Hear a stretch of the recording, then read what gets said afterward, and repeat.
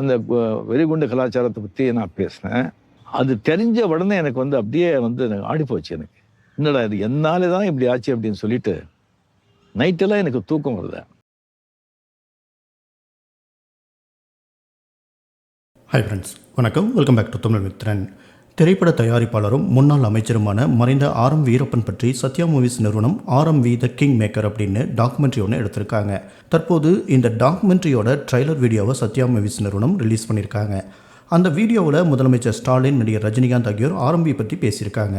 இதில் குறிப்பாக ரஜினிகாந்த் என்ன பேசியிருக்கார் அப்படின்னா, எனக்கு நெருக்கமாக மரியாதையாக அன்போட என் மேலே அன்பை காட்டினவங்க 3 அல்லது 4 பேர் இருக்காங்கன்னு சொல்லலாம். பாலச்சந்தர், பஞ்சு அருணாச்சலம், ஆர்.எம்.வி ஆகியோர். அவங்க எல்லாரையுமே நான் ரொம்ப மிஸ் பண்ணுறேன். மார்ச் 100 Days ஃபங்க்ஷனில் ஆர்.எம்.வி தயாரிப்பாளராக அந்த மேடையில் இருந்தார்.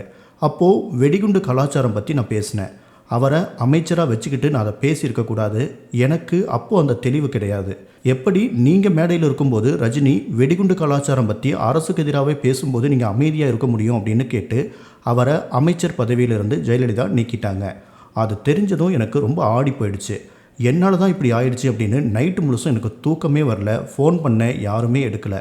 காலையில் ஆர்.எம்.விக்கு ஃபோன் பண்ணும்போது என்னை மன்னிச்சிடுங்க சார், என்னால் தான் இப்படி ஆயிடுச்சு அப்படின்னு சொல்லும்போது அவர் ஒன்றுமே நடக்காத மாதிரி, விடுங்க, அதெல்லாம் நினச்சி வருத்தப்படாதீங்க, பதவியெல்லாம் ஒரு விஷயமே கிடையாது, நீங்கள் அதை மனசில் வச்சுக்க வேண்டாம், விட்டுருங்க, சந்தோஷமாக இருங்க, ஷூட்டிங் எங்கே நடக்குது, என்ன பண்ணிகிட்ருக்கீங்க அப்படின்னு சாதாரணமாக கேட்க ஆரம்பிச்சிட்டாரு.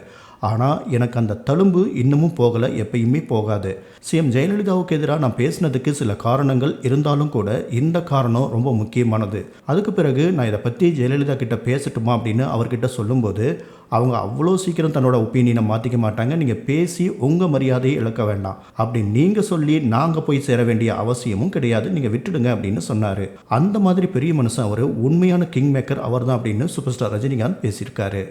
இதை பற்றி சொல்லும்போது ஐயோ வேண்டாம், அந்த அம்மா வந்து வண்டி ஒருத்த சேஞ்ச் பண்ண மாட்டாங்க, நீங்கள் பேசி உங்கள் மரியாதையை இங்கே வந்து இழுக்க வேண்டாம், அப்படி நீங்கள் சொல்லி நான் அங்கே போய் சேர வேண்டிய அவசியமும் இல்லை, நீங்கள் விட்டுடுங்கன்னு சொன்னாங்க. பெரிய மனிதருங்க, king maker, real king maker.